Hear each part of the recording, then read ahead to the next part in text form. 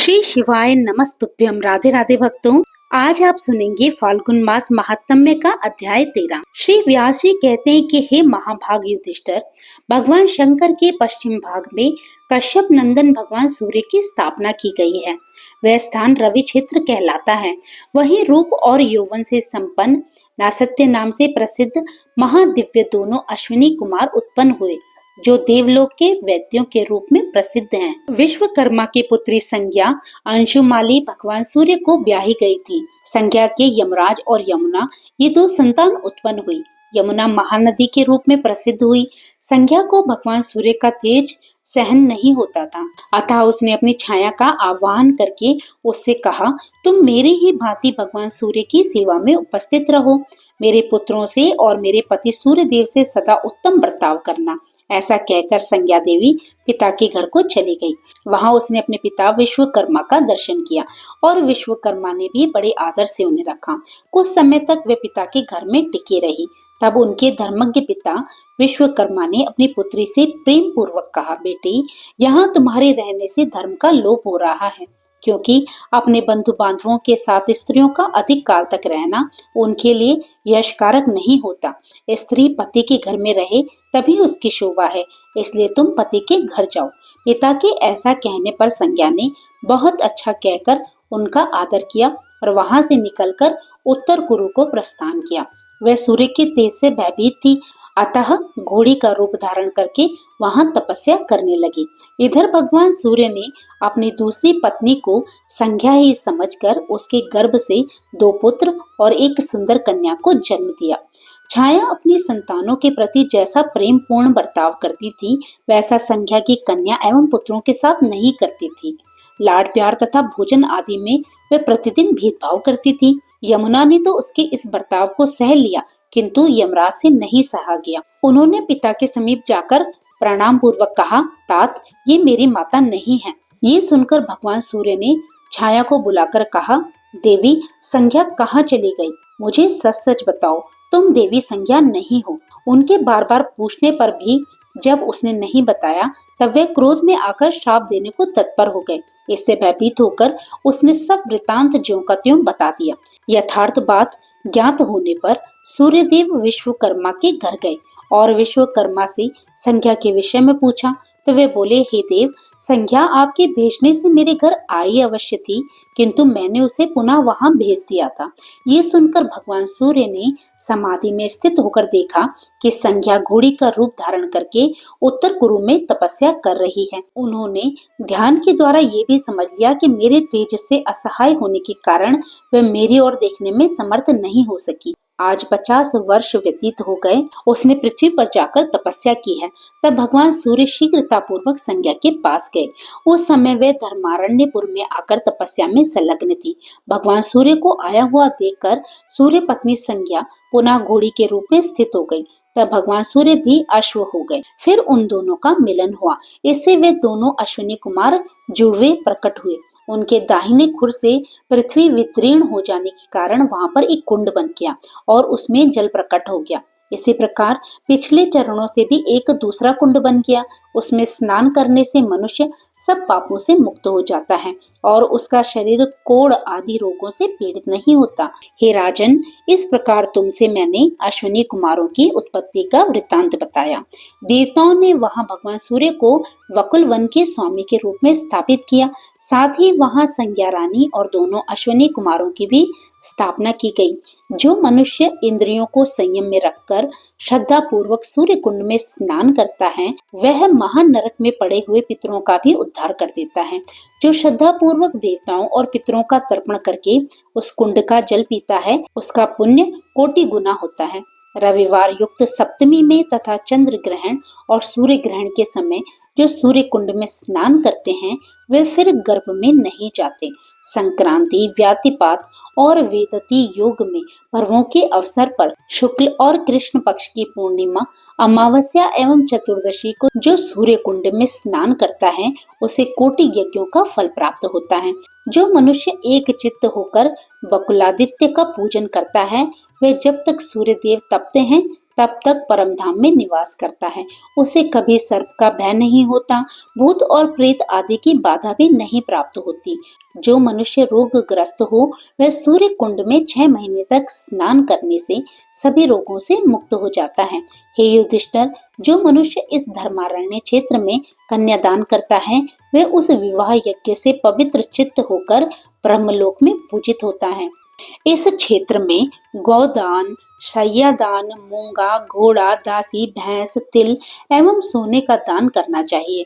रविवार युक्त सप्तमी तिथि में जो बकुलादित्य का स्मरण करता है उसे ज्वर आदि रोगों, शत्रुओं और व्याधियों से भय नहीं प्राप्त होता। युधिष्ठिर ने पूछा, मुनि, वहाँ भगवान सूर्य का नाम बकुलार्क अथवा बकुलादित्य नाम कैसे पड़ा? तब व्यास जी बोले, राजेंद्र, जब संज्ञा रानी ने भगवान सूर्य की प्राप्ति तथा उनके तेज की शांति के लिए एक चित्त होकर वकुल वृक्ष के नीचे तपस्या की, उस समय उस वृक्ष के नीचे आकर भगवान सूर्य बहुत शांत हो गए।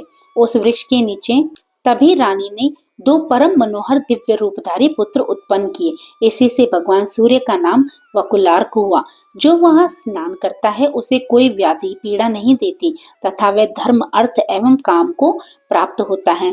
वहाँ 6 महीने में मनुष्य को सिद्धि प्राप्त होती है और अंत में मोक्ष पाता है। श्री व्यास जी कहते हैं, धर्मारण्य से उत्तर दिशा में देवराज इंद्र ने भगवान शंकर को प्रसन्न करने के लिए 300 वर्ष तक अत्यंत दुष्कर तप किया। वृतासुर के वध से जो पाप लगा था उसको दूर करने के लिए ही इंद्र जितेंद्रिय एवं एकाग्रचित होकर भगवान शंकर की आराधना में लगे थे।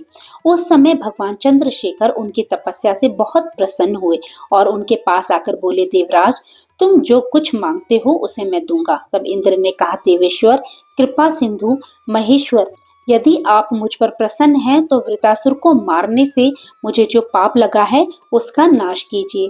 तब भगवान शिव ने कहा, देवराज, धर्मारण्य में ब्रह्म हत्या किसी को पीड़ा नहीं दे सकती।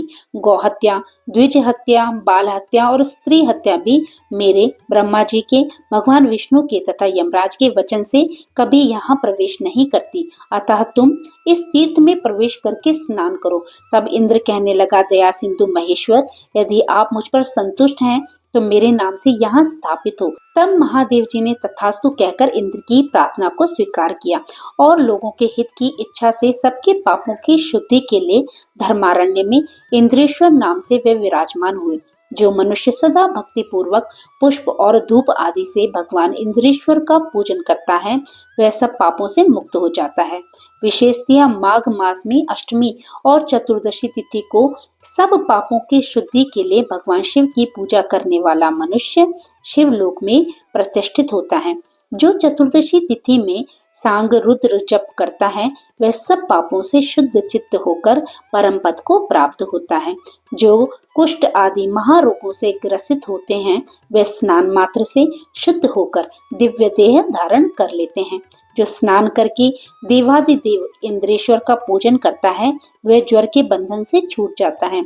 जो वंध्या, दुर्भाग्यवती, काक वंध्या, जिसकी संतान मर जाती हो, वह मृत वत्सा तथा महादुष्टा नारी कुंड में भगवान शिव के आगे स्नान करके एक चित्त से उनकी पूजा करती है, वह स्नान मात्र से ही शुद्ध हो जाती है। इस प्रकार इंद्र को बहुत से वरदान देकर पिनाकधारी भगवान शंकर देवता और असुरों से सेवित होकर अपने धाम को चले गए। इसके बाद महातेजस्वी इंद्र भी अपनी पुरी को गए। इंद्रपुत्र जयंत ने भी वहां उत्तम शिवलिंग की स्थापना की है। उस लिंग में स्थित भगवान शिव जयंत के द्वारा अपनी स्तुति सुनकर सदा उन पर संतुष्ट रहते हैं। राजन, वहां धरा क्षेत्र नामक तीर्थ है जिसमें देवमजनक नामक उत्तम तड़ावक शोभा पाता है। आश्विन कृष्ण चतुर्दशी के दिन उसमें स्नान और जलपान करके मनुष्य सब पापों से मुक्त हो जाता है। विधि पूर्वक उपवास करके देवेश्वर भगवान शिव की पूजा करने से शाकिनी, डाकिनी, वेताल, पितर, ग्रह और नक्षत्र पीड़ा नहीं देते। वहां सांग रुद्र जप करने से सब पापों से छुटकारा मिल जाता है और अनेक प्रकार के रोग नष्ट हो जाते हैं। त्रेता युग की बात है। लोहासुर नामक एक मदोन्मत्त राक्षस ब्राह्मण का वेश धारण करके सदा धर्मारण्य क्षेत्र में आता और वहां के धर्मज्ञ ब्राह्मणों को सताया करता था। वह उस क्षेत्र के शूद्रों और वैश्यों को डंडों से पीटता था। यज्ञ आदि को यज्ञ आदि को विध्वंस करता और होम की सामग्री खा जाता था। वहां की वेदी और बावली आदि को देखकर वह मोहवश उन सबको अपवित्र कर दिया करता था। उस स्थान में जो जो पुण्य भूमि थी उसे लोहासुर ने मलमूत्र डालकर गंदा कर दिया। उसके डर से व्याकुल होकर सब ब्राह्मण परिवार उसके डर से व्याकुल होकर सब ब्राह्मण परिवार सहित सब दिशाओं में भाग गए। वैश्य भी भयभीत होकर ब्राह्मणों के ही पीछे चले गए। महान भय से व्याकुल होकर दूर जाकर सब शूद्रों और ब्राह्मणों के साथ मिलकर वैश्यों ने कुछ विचार किया और सब एक मत होकर परम पवित्र मुक्तारण्य नामक निर्जन वन में चले गए। वहां थोड़ी ही दूरी पर उन्होंने निवास बनाया और उस गांव को वजिंग नाम से बसाया। वह गांव संसार में शंभु ग्राम के नाम से विख्यात हुआ। इसके बाद भय से भागे कुछ वैश्यों ने थोड़ी दूर जाकर मंडल नाम से एक गांव बसाया। कुछ वैश्य ब्राह्मणों के युद्ध से अलग होकर किसी दूसरे मार्ग में जा पहुंचे और धर्मारण्य से थोड़ी ही दूर जाकर इस चिंता में पड़े कि हम लोग कहाँ चले गए। वहां उन्होंने अंडालंच नाम से प्रसिद्ध एक गांव बसाया। जिस गांव का आदि निवासी वैश्य जिस नाम से प्रसिद्ध था उसी नाम से उस गांव की प्रसिद्धि हुई। सब वैश्य और ब्राह्मण भय से व्याकुल होकर मोह को प्राप्त हुए, इसलिए उन्होंने अपनी निवास भूमि का नाम मोहमयी रखा। इस प्रकार सब लोग धर्मारण्य से दसों दिशाओं की ओर पलायन कर गए। ब्राह्मण और वैश्य कोई भी धर्मारण्य में नहीं ठहर सके। उस समय सब तीर्थों का भूषण रूप परम दुर्लभ धर्मारण्य क्षेत्र उजाड़ हो गया। लोहासुर ने उसकी बड़ी दुर्दशा कर डाली। वह दानव उस स्थान के तीर्थों का नाश और ब्राह्मणों का निष्कासन करके बहुत प्रसन्न होकर अपने घर को चला गया। तो भक्तों, आज का अध्याय यहीं पर विराम लेता है। इससे आगे कथा में क्या हुआ ये आप कल सुनेंगे। तो फिर प्रभु का नाम लेते रहिए और पुण्य के भागी बनते रहिए। जय श्री कृष्ण। राधे राधे।